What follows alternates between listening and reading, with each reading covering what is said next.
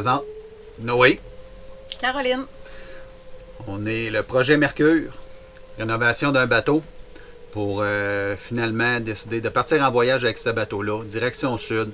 Pas de destination précise de prévue, seulement de voyager, changer de style de vie, puis apprendre des nouvelles choses finalement qu'on ne peut pas apprendre dans notre quotidien.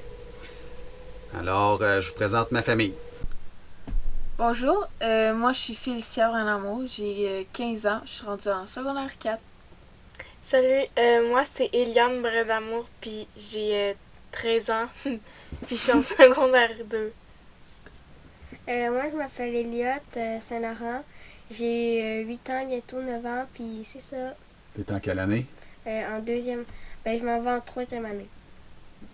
À bord de Mercure, on fait l'école à la maison. Dans le fond, on a tous nos cahiers qu'on a achetés avant de partir. Moi, je fais mon école, je fais mon secondaire 4, en même temps d'aider Elliot qui lui fait sa troisième année. Fait que pendant que je fais mes cours, quand lui il a des questions, il me pose, moi je l'aide. Puis c'est pas mal ça dans le fond pour l'école. Eliane aussi a fait sa secondaire 2. On n'a pas de prof, on fait ça par nous-mêmes. Si on a des questions qu'on comprend vraiment pas, là on demande aux parents, mais pour vrai, on fait souvent ça juste par nous-mêmes. Sinon, moi, ce que je fais sur le bateau, c'est que j'aide beaucoup quand on fait les accostages, quand on fait les écluses. Je vérifie pour pas que le bateau il touche trop au mur ou qu'il se cogne à quelque part. Puis c'est pas mal ça que je fais là, sur le bateau.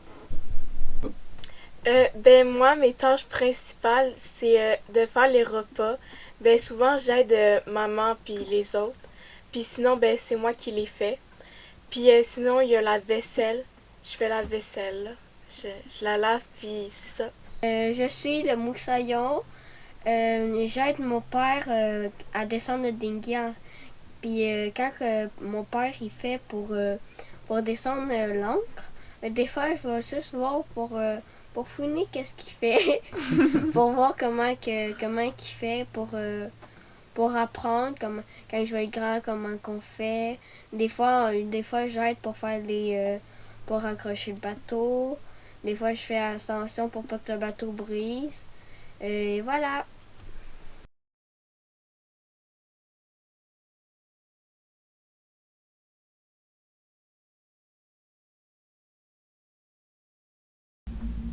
Pourrais-tu me dire d'où est venue l'idée?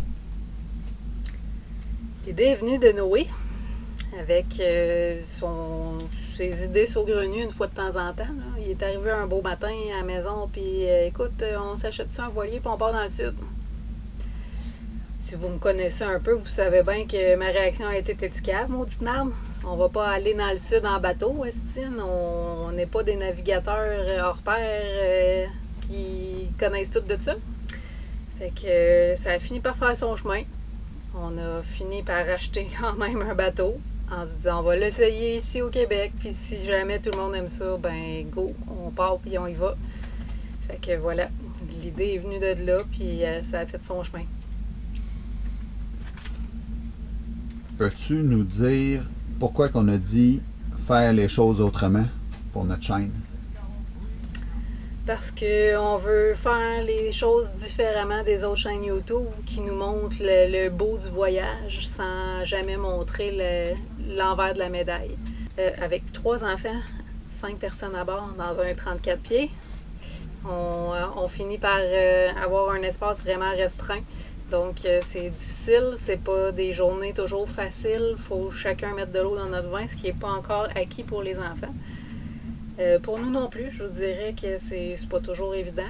Donc, on veut faire les choses autrement en vous montrant aussi que c'est un voyage le fun, c'est cool, c'est merveilleux, mais en même temps, c'est extrêmement difficile physiquement, mentalement.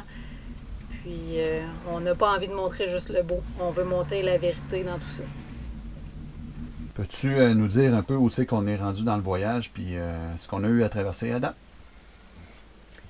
Donc, on est rendu à Castletown, sur la rivière Hudson, dans l'État de New York, jour 12. Donc, on est parti de Sorel On a descendu la rivière Richelieu, on a passé les écluses, on s'est ramassé au lac Champlain, on a traversé tout ça, traversé le canal de Champlain avec tous ces écluses pour finalement arriver du côté de la rivière Hudson.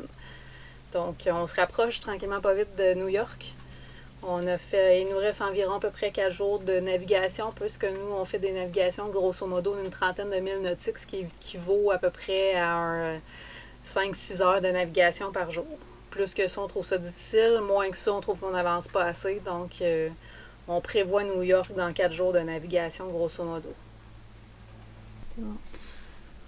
Bon, petit récapitulatif aussi du bateau.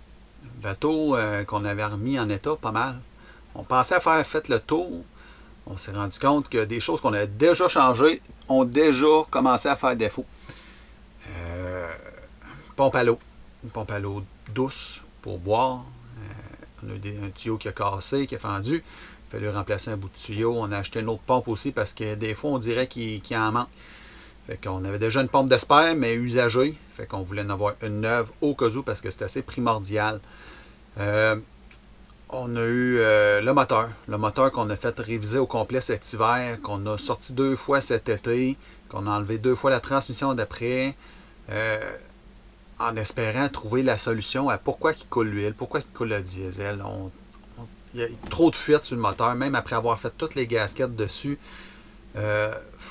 Ça continue à couler, puis ça continue encore d'ailleurs. Fait qu'on a trouvé d'où que ça vient, mais ça reste des pièces compliquées à réparer, surtout avec mes qualifications finalement en mécanique diesel qui sont pas tant élevées. Là. Fait que je préfère laisser ça comme ça, absorber. On a des couches qu'on met sous le moteur finalement qui absorbent l'huile. Je sais d'où que ça coule. Je tiens ça serré finalement tous les jours. Je vérifie que ça ne rampait pas. Comme ça, avec les couches, on est sûr de ne pas faire de rejet d'huile aussi à l'extérieur.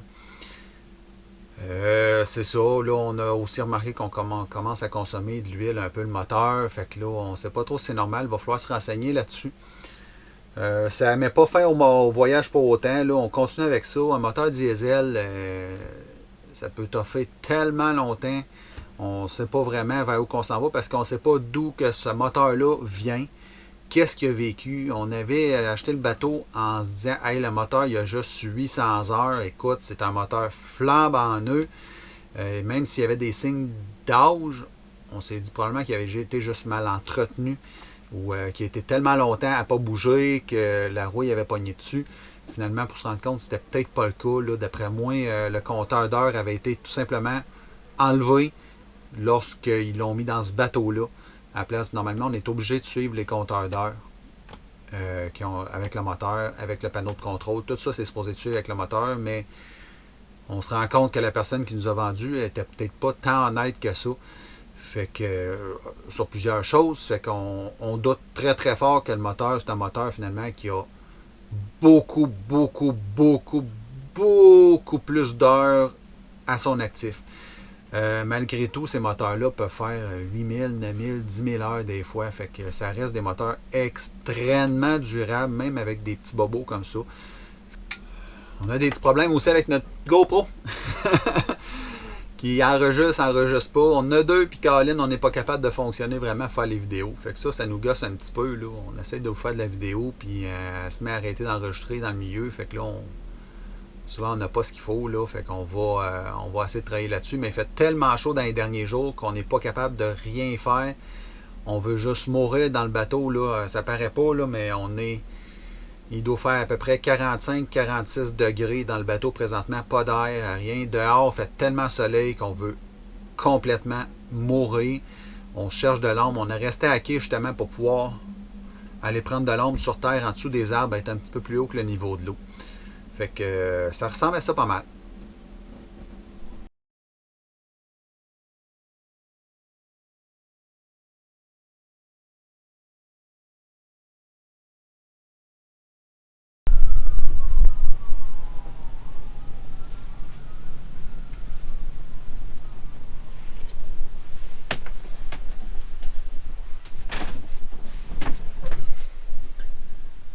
Je vous présente la chambre des maîtres. Simplement, on a une porte, une chambre et un grand lit à l'intérieur. C'est un petit peu sombre. Ça a la lumière. Tout de même assez grand. On a des petits ventilateurs pour s'amener de l'air frais. On s'est fait beaucoup de rangements à l'intérieur, filets au plafond. Avec des pochettes à l'arrière pour mettre nos livres et nos sous-vêtements.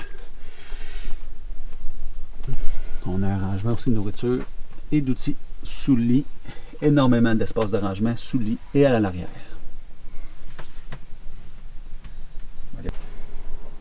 Alors, voici notre belle grande cuisine. On s'est fait une petite surface de travail supplémentaire vu que les rangements sont tous dans les comptoirs. Donc, ça devient difficile quand vient le temps de faire à manger, de mettre des choses sur le comptoir. Donc, ça nous a fait une surface supplémentaire. Tout est rangé dans le comptoir. Donc, les ustensiles, les contenants pour faire la cuisine, pour mélanger, peu importe. J'ai dans le comptoir ici tous mes chaudrons, les poêlons, tout ce qui est pour la cuisson. Donc, sont tous rangés ici. On a notre magnifique frigidaire. Donc, il y a une belle grande trappe. C'est profond en tabarouette. Il faut que j'embarque dedans jusqu'au fond pour me rendre j'embarque jusqu'aux hanches pour me rendre au fond. Donc, on a tout notre périssable dans le frigo. On a toutes les composantes pour pouvoir faire la cuisine facile d'accès. Ensuite, on a ici une pompe à eau de mer. Donc, j'ai une petite pompe à pied par terre dans le plancher. Puis, je fais juste pomper avec mon pied. On peut utiliser l'eau de mer pour pouvoir laver la vaisselle. On rince à l'eau douce.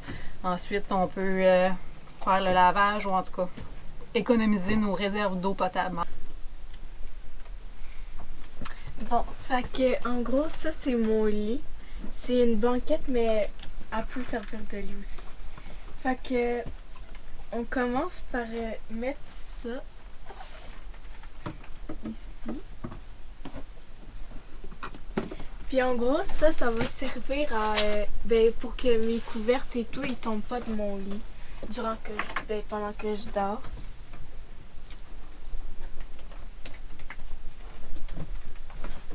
Ensuite, on va lever ça ici.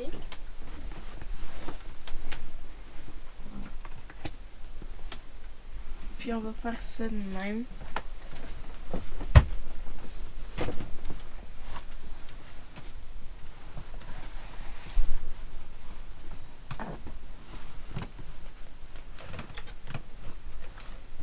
Comme ça.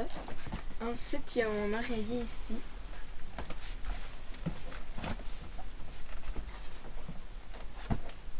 Pas obligé de faire tout ton lit, là. Tu peux nous montrer les rideaux, par contre, pour ton petite intimité.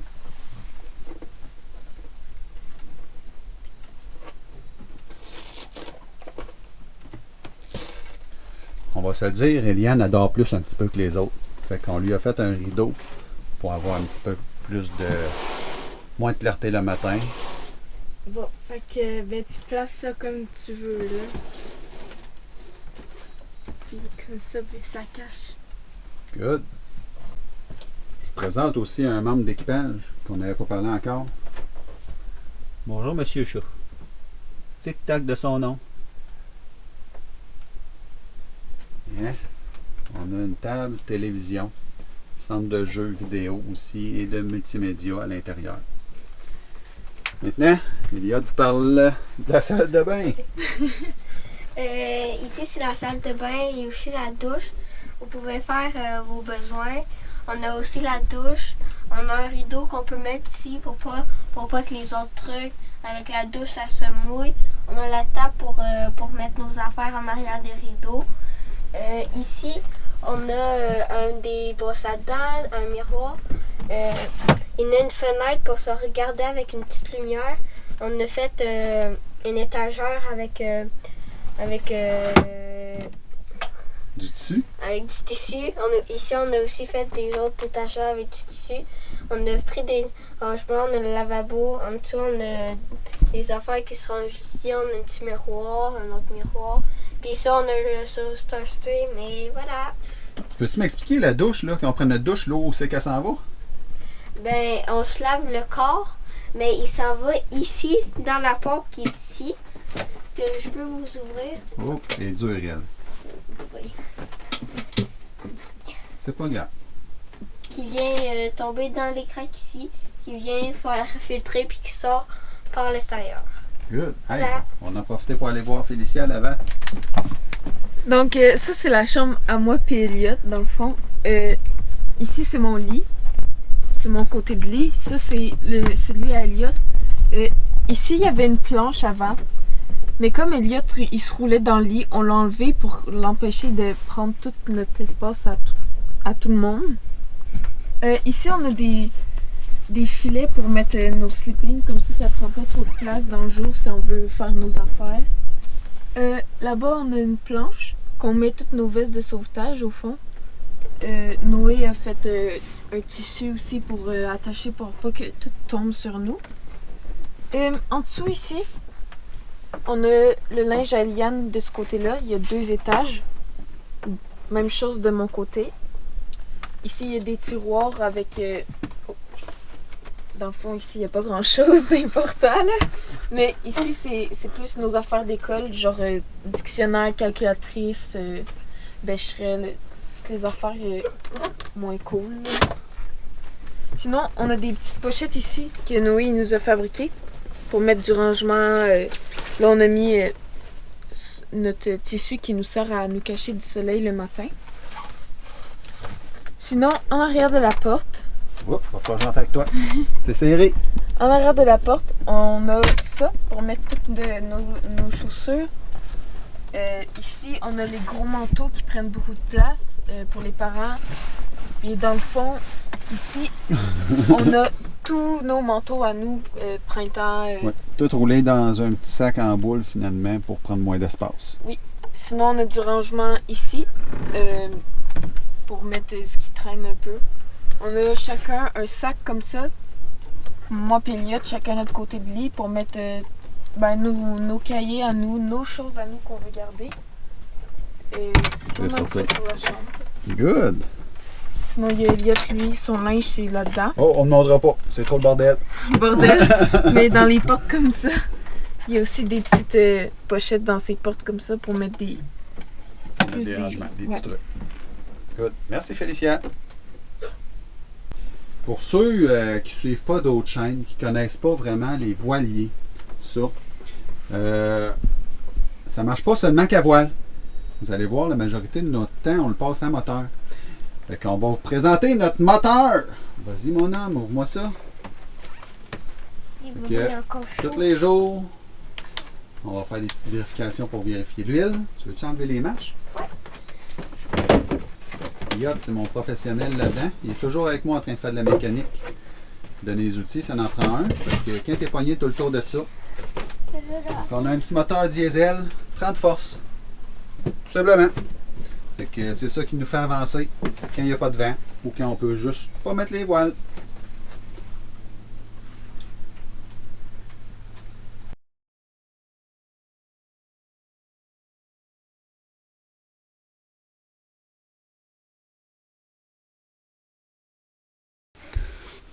Oh, je suis dans la chambre des enfants à l'avant. On a décidé de faire ça un petit peu différemment des autres vidéos qu'on trouve sur le net. On voulait vous parler un petit peu aussi de la vérité de tout ça. De la vie à bord d'un bateau, que c'est pas toujours facile. Autant pour les adultes que les enfants. Souvent, on oublie les enfants dans tout ça. On les force un petit peu. C'est ce qu'on a fait, entre autres. On les a un petit peu forcés à ça. Par contre, on veut qu'ils vous en parlent. Pas juste des beaux, mais aussi des moments plus difficiles. C'est sûr que c'est difficile pour eux autres parce que, je veux pas, c'est moi qui fais le montage, puis on le voit, mais je voulais qu'ils se sentent le plus libre possible. En même temps, je vais peut-être participer un peu à ça, moi puis Caroline. Caroline, aujourd'hui, ça lui tentait pas. Par contre, moi, je peux vous dire que pour un capitaine, d'avoir la responsabilité de d'autres personnes, souvent, c'est oublié. Mais il faut penser à tout le monde. Ce qui veut dire, tout le monde a le goût d'aller à la plage. Tout le monde a le goût d'aller visiter la ville. Tout le monde a le goût d'aller marcher, faire des excursions, visiter des choses. Par contre, la météo, c'est la responsabilité du capitaine de la vérifier. D'être sûr que tout le monde va être en sécurité toute la nuit. Que tout le monde va être en sécurité toute la journée aussi, parfois, quand il y a des forts vents. Fait que ça peut devenir assez difficile malgré tout. On s'en rend souvent pas compte quand on va faire une sortie d'une journée ou d'une fin de semaine sur notre bateau. on le voit nous autres, là. Ça fait juste 6 jours, puis déjà, on a décidé de ne pas faire certaines navigations. On s'est déjà empêché de faire certaines affaires qu'on voulait faire juste pour être certain d'être bien à l'aise tout le monde. Nos capacités ne sont pas ceux qu'on croyait aussi. Malgré que j'ai navigué toute ma jeunesse à bord d'un bateau avec mon père sur le lac Ontario et sur le fleuve Saint-Laurent, dans le bas du fleuve, dans le haut du fleuve, un petit peu partout, je me rends compte que ma réalité d'enfant n'est pas la même que la réalité d'un adulte.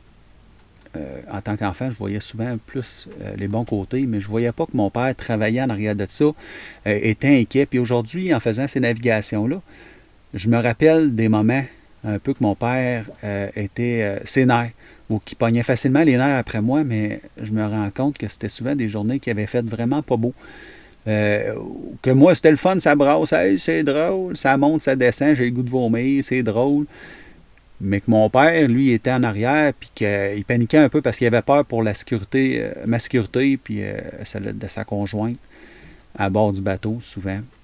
Fait que ça remet un peu tout en perspective aussi de cette expérience de vie-là derrière moi.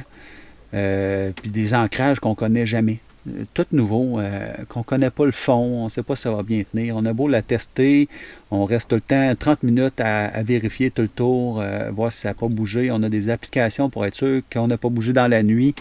Là, drôlement, les applications ont arrêté de marcher les premières minutes, on s'en est même pas rendu compte. Puis après 2 nuits, 3 nuits, on s'est dit, voyons, comment ça que jamais ça sonne? Donc là, on s'est rendu compte que l'application, les mises à jour, tout ça, ne fonctionne plus. On change d'application assez vite. Ça ne dérange pas de payer pour des applications de même, ça vaut la peine. C'est ta sécurité. Si jamais un coup de vent arrive dans la nuit, le bateau tourne, l'angle décroche, raccroche 100 mètres plus loin, tu peux être dans un autre bateau, tu peux être rendu sur la plage ou sur le roc. Là. Ici, c'est le roc direct, c'est une falaise tout le tour. Ça pourrait finir le projet assez rapidement et mettre en péril la sécurité du monde. C'est important de tout le temps bien réfléchir à ça pour le capitaine. Fait que c'est pas facile. Souvent, on se réveille la nuit, on dit « Christy, on dort jamais ». On est tout le temps anxieux, on a tout le temps peur qu'il arrive de quoi parce qu'on est en train de s'habituer à une nouvelle vie. Dans la journée, ça va bien. Puis la nuit, souvent, c'est plus difficile. J'aurais voulu que Caroline nous en parle parce qu'elle, elle dort plus, littéralement, depuis qu'on est parti. Moi, je suis tellement brûlé de mes journées de navigation, de me lever à 4 heures, de me coucher à 7-8 heures le soir parce que je suis plus capable. Je dors comme une bûche jusqu'à 3 heures du matin. Après ça, c'est fini. Parce qu'on se rend compte que ça brasse ou le chat. J'ai tout le temps peur que le maudit chat tombe à l'eau dans la nuit. Lui, la nuit, il se promène d'un bord puis de l'autre. On l'entend, tu sais, qui court sur le pont. À un moment donné, j'ai plouf, je vais l'entendre. Fait que j'aimerais ça pas dormir quand il tombe à l'eau. En espérant d'aller le ramasser, on met des cordes en passant tout le tour du bateau pour qu'il puisse s'agripper. Un petit truc qui venait de mon père, son chat, lui, il grimpait après le safran à l'arrière du bateau pour remonter dans le bateau. Là. Il n'est pas tombé souvent, là, justement, il se dompte assez vite. C'est pour ça qu'on a mis des filets tout le tour du bateau, justement, pour éviter ça, mais un chat, c'est un chat. Ça aime ça, grimper et faire le fou. Fait que c'est ça. J'espère que les enfants vont être honnêtes avec vous autres. On va faire ce petit confessionnal-là, probablement à chacune des vidéos, pour vous donner une autre réalité un petit peu que juste c'est des beaux paysages, puis tout va bien, on mange bien, c'est le fun. Non, c'est pas vrai. On mange tout le temps quasiment la même affaire parce qu'on n'a pas nécessairement un grand choix de nourriture à bord. Ici, jusqu'aux États-Unis, c'est bien. On débarque souvent, on peut aller chercher de la viande, tout ça, pour manger un peu comme à la maison, mais ça va changer au fur et à mesure que le voyage avance. Fait que ça ressemble à ça, grosso modo. Je vous remercie. Okay. Dis-nous un peu ta vérité à toi. Moi, ma vérité, c'est que des fois, quand que je fais dodo, je prends beaucoup la place des autres. Et la vérité aussi, c'est que je dors encore avec des toutous à mon âge de 8 ans. Ça se peut que ça soit bizarre des fois, mais c'est moi qui veux des fois. D'abord, c'est ma vérité à moi. Dans le fond, ok, moi j'aime le voyage, moi j'aime ça pour l'instant, ok.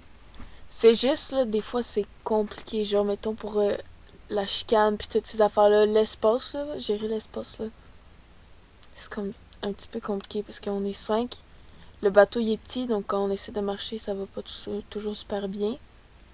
Sinon, ben, ça se joue sur l'attitude des gens aussi. Des fois, on se répond pas super bien, on se parle trop bête ou on se réveille pas de bonne humeur. Donc ça joue aussi beaucoup, mais sinon, moi j'aime quand même ça, là, le voyage, ça se passe bien. En fait, ma vérité à moi, c'est que je fais souvent beaucoup d'attitudes. Fait que là, ça fait beaucoup de chicanes. Puis là, vu qu'on a tout un petit peu d'attitude, ça fait des grosses chicanes. Mais sinon, c'est ça. J'aime bien le voyage là, pour le moment.